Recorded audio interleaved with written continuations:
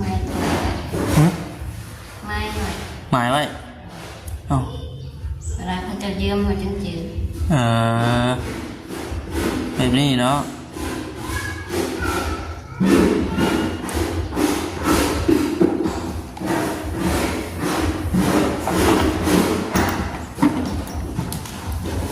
ก็จะยืมมาจังจื้อไปฉันที่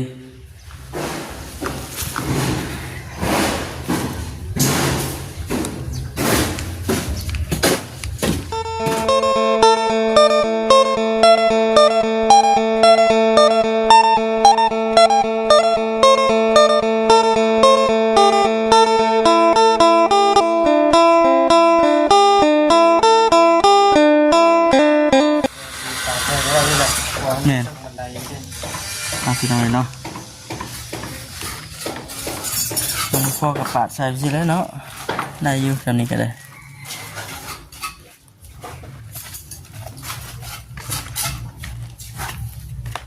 ใส่ตู้บุ้มบั่มก็บั่มอยู่ฉัน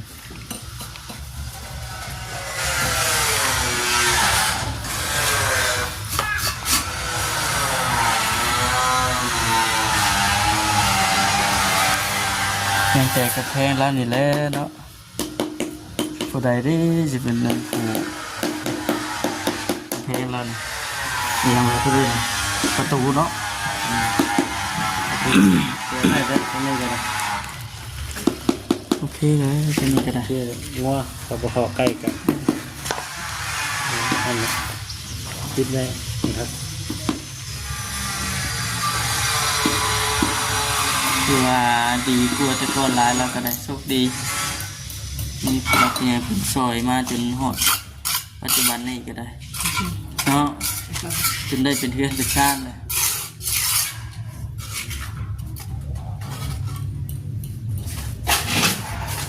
เดินหลังบ้านทำงานหนึ่งบัดนี้ที่เราเนี่ยเนี่ยเป็นสีขาวเนาะตากระโลเลยไม่มีความตากระโลเลยนะ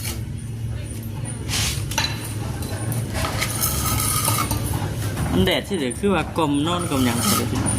ๆเหลือบตากันอย่างที่เหลือห่อนเนาะ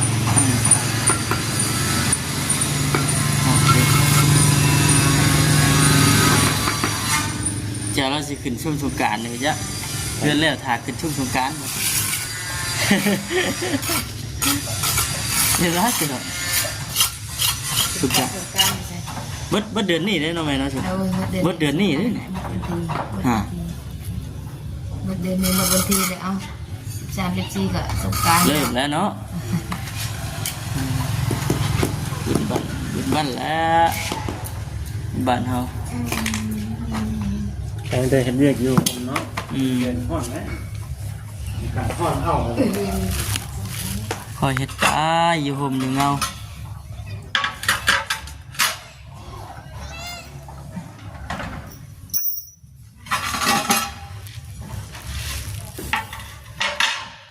นี่แหละพี่น้องก็เลยเข้ามานั่งอารมณ์กันอยู่เป็นสเตลกันเด็กน้อยว่าซั่น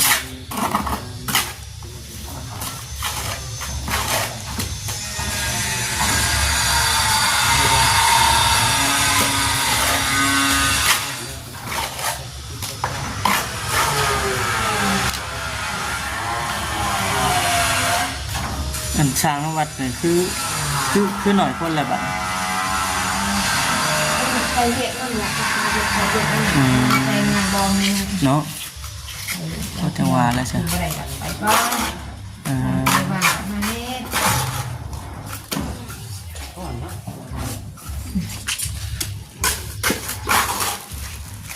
เอา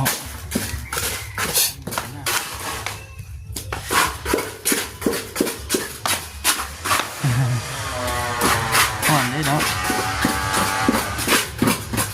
สบายดีเด้อห่อนเอ้าแห้งขนาด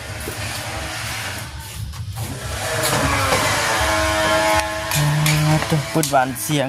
กระเจ้าตัดกับทุลุปีพี่น้องเลยเนาะหน้าปลาไว้แดดท่านเหมือนกันห่อน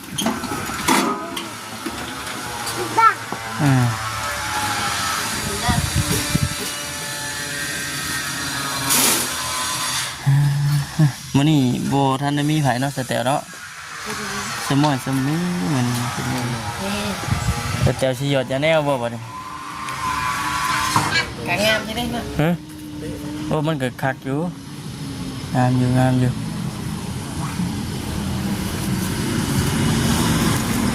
คักอยู่มันก็บ่เท่านี้แหละ ตาปกาเนาะเอามันใส่ไปตัวนี้มันเป็นสีเลยเนี่ย ได้อยู่กัน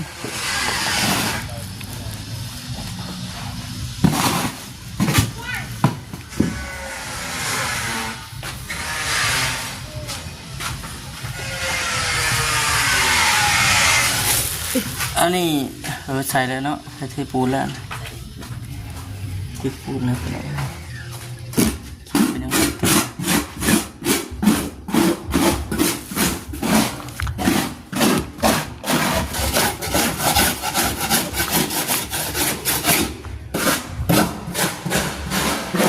เก็บรายละเอียดว่าวัน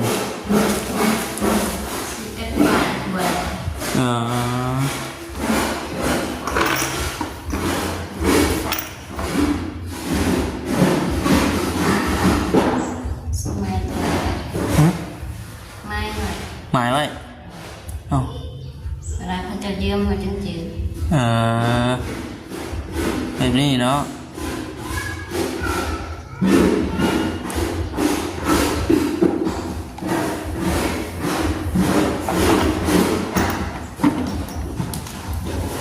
กระเจ้ายืมมันจังจื้อไปฉันดิ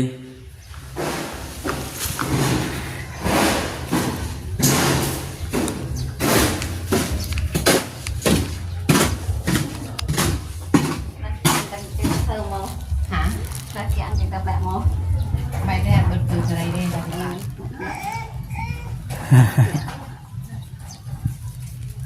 สมาเรียนวัดห่วงเนี่ยนะใบเดินไปงั้นงานวัดที่ตำบล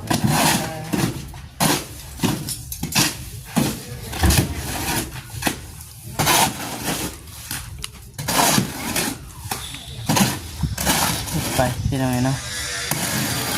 ไปที่ไหนแหละต้องชาขึ้นกันเลย วันนี้ว่าเขาเที่ยงเลย ขับมาในทางที่สมบูรณ์นะคะหอมก่อนแดดคำมาเป็นมาติด ให้มันห่มก่อน ไปใส่ในห้องน้ำไว้ไปใส่ห้องน้ำ บุเกิน3 มื้อ4 มื้อจ้ะ บ่มือกับคันไปติดเบียดกันก็คือแล้ว โอ้มือนี่แม่นกะว่าแล้วเนาะ กะบ้างนะมือก ะไว้พี่น้องเอ้ยกะว่า มันบริเรือลายเลยเด้ใส่แนวกับกันสีคืนแล้ว เนาะแต่อย่าแนวร้อยเขาก็มีแต่กัน คืน เป็น แล้ว กระเดียดสี ไม่บืน คุณดูกดพี่น้องเลยเนาะเดี๋ยวจะหน่อยจะพาทายชีไปเบิ่งทางวัดพร้อม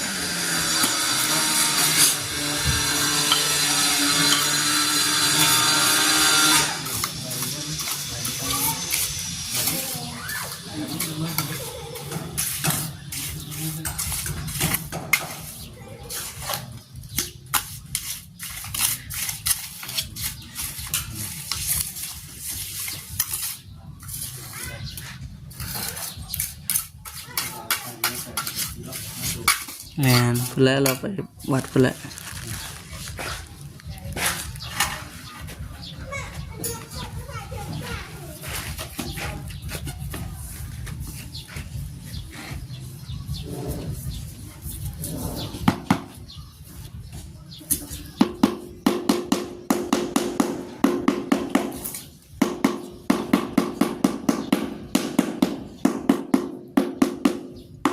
ดีเป๊ะเลยเนาะ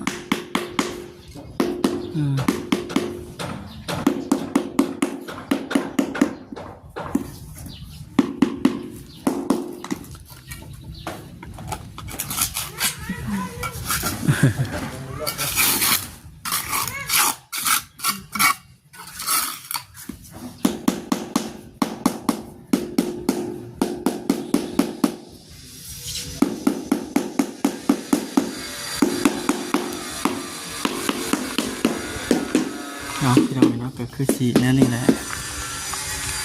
ว้าจับเลยเด็ดแทนพี่น้องเนาะไปพี่น้องจังไรก็ไปติดตามเบิ่งน้ำกันไปเบิ่งวัดก่อนพี่น้องเนาะ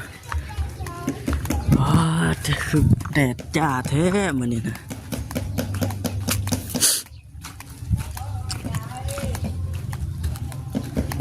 เลาะไปน้ำกันพี่น้องวัดวาอารามใกล้สิแล้วเด้อเริ่มห่มมามืดก็คือแล้วพี่น้องเลยเนาะ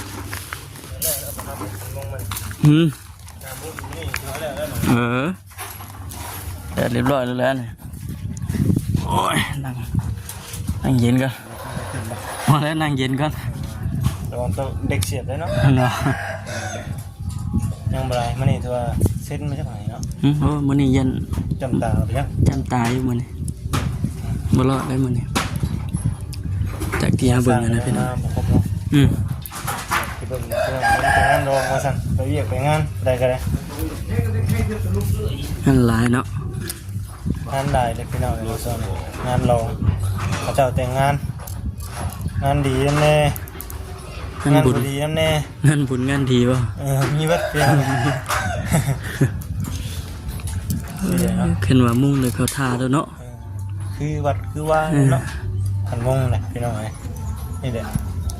นี่เป็นหลังคาเนี่ยจะเป็นงบทั้งบะเตียงเนาะเป็นทั้งใหญ่ทั้งบะเตียงทั้งไอเตียงเป็นเรื่องวัดเนี่ยเพิ่นยังสิใส่อันอย่างยอดโซฟาอยู่เลยเนาะใส่เลยเนาะอันนี้บ่โมเมนต์แล้วโมเมนต์บ่ตึ้งไม่ใช่แล้วพี่น้องเนาะโมเมนต์บ่อันนี้นี่ยังเป็นหัวเตียงอยู่ไม่ใช่หัวเตียงอันเบได้ใช่นั่นเพิ่นเอิ้นหยังนะซิมโบสนี่พวกซิมเป็นใส่อยู่พี่น้องเนาะเป็นโบสเห็นว่าจะไปเฮาก็เริ่มหิวข้าวแล้วก็พุ่นแล้วขี่รถเข้าในบ้านพุ่นแล้วเสียงตู้บึ้มนี่แหละเห็นบ่เสียงตู้บึ้มที่เขาไปนั่งขับไปนั่งแขกบ่ได้อนุญาตบ่แขกบ่รับเชิญไปนั่งเป็นแขกบ่ได้รับเชิญดิเอาจังหน่อยก่อนซั่นพากันไปพี่น้องเนาะพากันไปเนาะได้ยินเสียงตู้พากันไปแหละ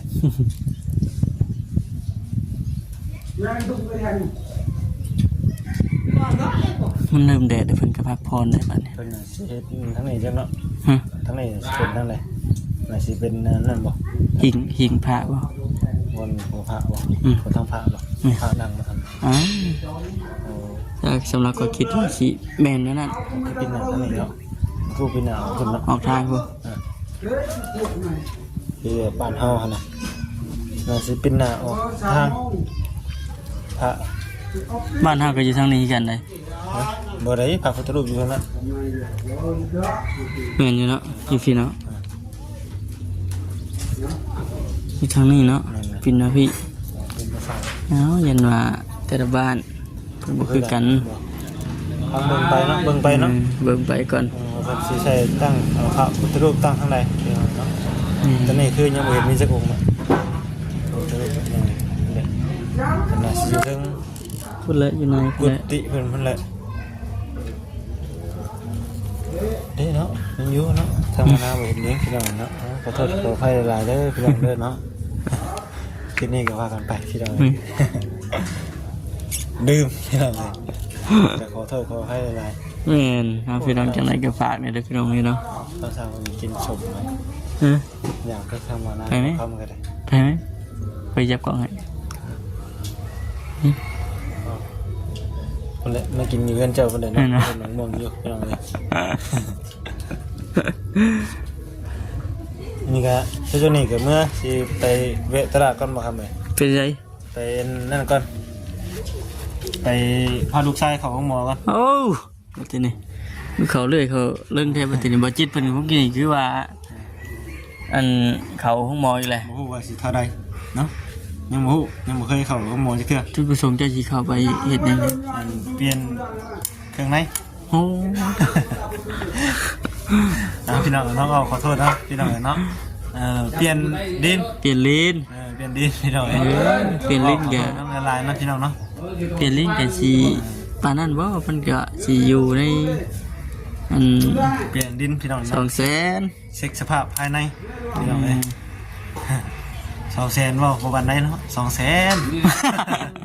โหไหนดิ บ่วันไหนพี่น้องเลย หายใจฝืดเด้อบ่ค่อย พูดแหละพี่น้องเนาะพาเพิ่นเข้าลงหมอก่อนนะพูดแหละเข้าตลาดเซโนพูดแหละ ไป บอลที่มีปิ้งไก่ใหญ่พูดแหละ ไปนั่งพุ่นนะ ไปนั่งโอ้ลงกันก่อนเลยครับ ก็ถือว่าใกล้แล้วล่ะพี่น้องครับ ไปนำเวลาครับ เพิ่นพักผ่อนก่อนว่าซั่นมื้อนี้ก็จักสิเป็นจังได๋เด้อพี่น้องฝากไว้เด้อพี่น้องเนาะคลิปนี้ก็จักสิเป็นจังได๋เดี๋ยวแต่ FC เพิ่นสิคอมเมนต์เข้ามาว่าซั่นสิลบเลย นะครับบางคนมีแต่สีแดงเนาะ เออ เงินได้ก็กินได้ขึ้นเห็นใหม่งานได้ด้วยเมื่อไปถามมึงเด็กแล้วเนาะเราคันดีบ่ เฮาบ่ฝันไปแล้วเรานอนเจ็บคัก เห็นใหม่มาติ เห็นไหม พี่น้องเนาะเอ้าเนาะว่า แม่น พี่น้องพี่น้องเลย ต่อยหมู่ ไม่ว่าได้ว่ากับบ่เป็นพี่น้องเนาะ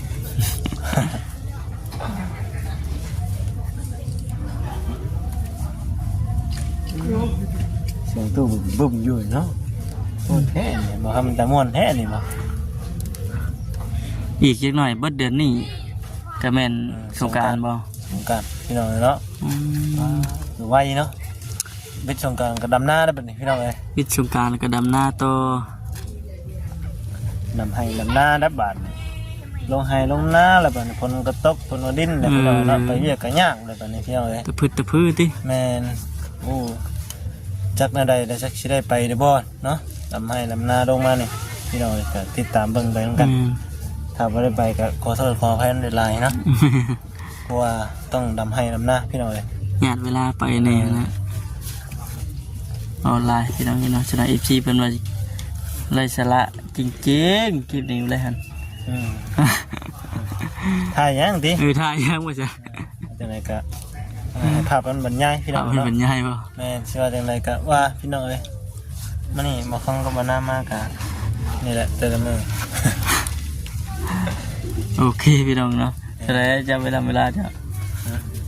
คือสิมาพอสมควรแหละ เนาะ จังไดก็ฝากเข้ามาเป็นกำลังใจให้เด้อพ่อแม่พี่น้องเอ้ย แม่น พุ่นแหละมื้อนี้ก็คือสิเซ็นแล้วล่ะวัดนี่เนาะ แล้ว อาราม สำเร็จเด้อมื้อนี้ คือมงหลังคาแล้วก็ติดตามเบิ่งไปนำกันพี่น้องเอ้ยเนาะว่ามันสิ ไปพี่น้องทำมาทำกันมีแต่ว่าสิจบคลิปก่อนลาพี่น้องไปก่อนเด้อพี่น้องเด้อจำเลยก็ขอบคุณหลายๆพี่น้องเลยเข้ามากดติดตามรับชมเนาะสบายดี